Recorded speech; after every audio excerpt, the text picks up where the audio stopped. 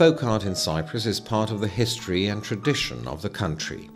The island, because of its privileged geographical position, has through the centuries been a hub for commerce between the Occident and Orient, and a meeting point for many and varied cultures.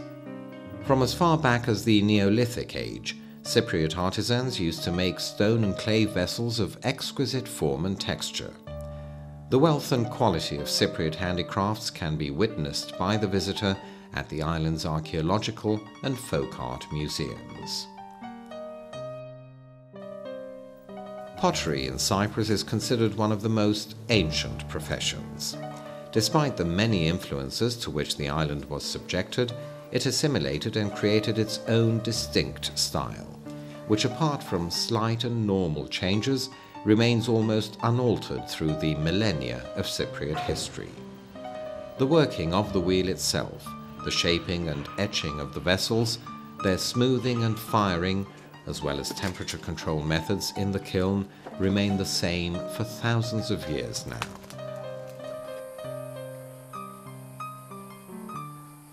Until 1940, the famous in situ pots for storing wine, oil and water used to be made.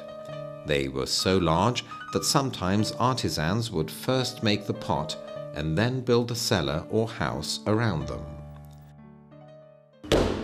Today, pottery is more sentimental or artistic and less utile in value. With the advent of the 20th century and the sudden transition from an agricultural society to our modern-day information society, the continuation of pottery constitutes a challenge and, some say, a scandal.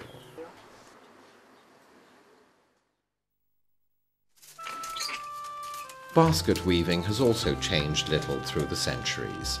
It remains essentially the same since Neolithic times, given that it's a process carried out only by hand, without the use of machinery.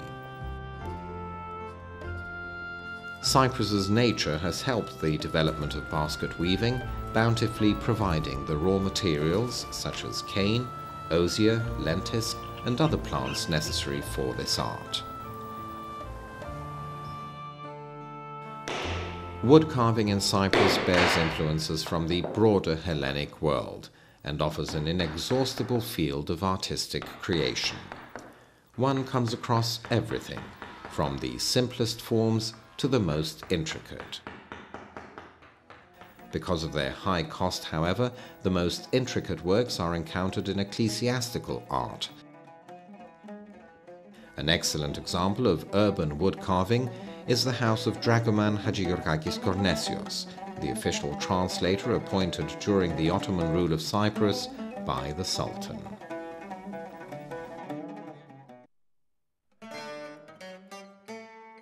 Tradition would have it that silk was brought to Cyprus from Constantinople during the Byzantine era, with its production technique being immutably handed down from generation to generation ever since. The boiling water dissolves the cocoon's glue-like substance and separates the constituent fibers. Each silk farm can produce some 30 to 40 kilos of silk daily, with a single cocoon possibly yielding up to 700 meters of continuous thread.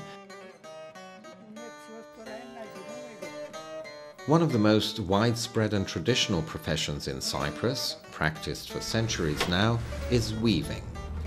During the Frankish period, Cyprus was considered the largest production center for silk and gilt-woven materials. 9 out of the 14 kinds of cloth produced in the world at the time were made in Cyprus.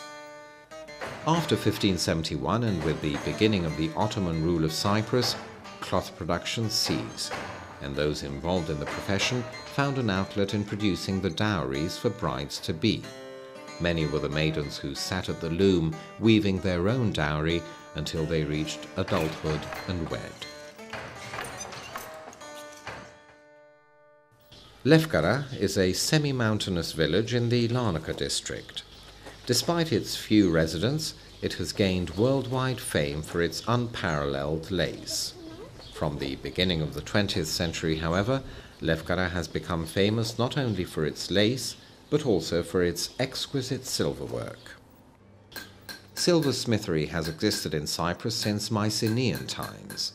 It's one of the few crafts which have not been particularly threatened with extinction. This may be due to the abundance of churches on the island and their demand for ecclesiastical vessels and utensils, but also because of the prestige lent to each household by silverware. Filigree, an ancient technique employing the interweaving of two fine strands of silver, was imported to Cyprus thousands of years ago from ancient Egypt and survives to this day.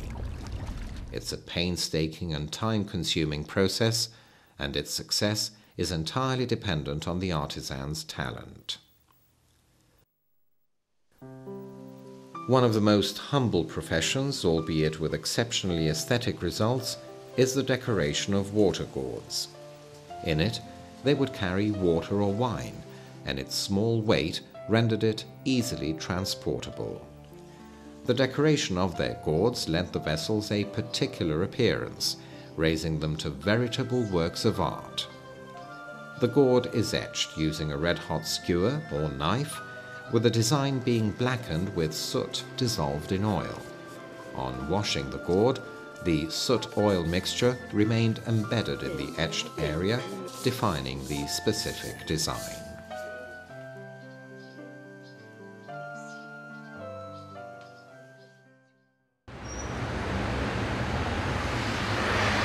With the end of World War II, however, and the rapid development of industrial methods, Cyprus's handicraft scene underwent a radical change. Cypriot society, bedazzled by the imported way of life, failed to appreciate the beauty of its own folk culture and thus abandoned a centuries-old tradition.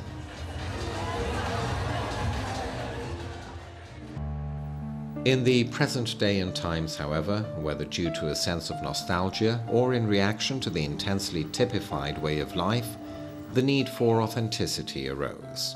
And so, just before some professions vanished forever, the Folk Art Museum and the Cyprus Handicraft Centre were established, both of which lent new breath to the traditional professions of Cyprus, saving at literally the very last moment the centuries-old cultural heritage of the island.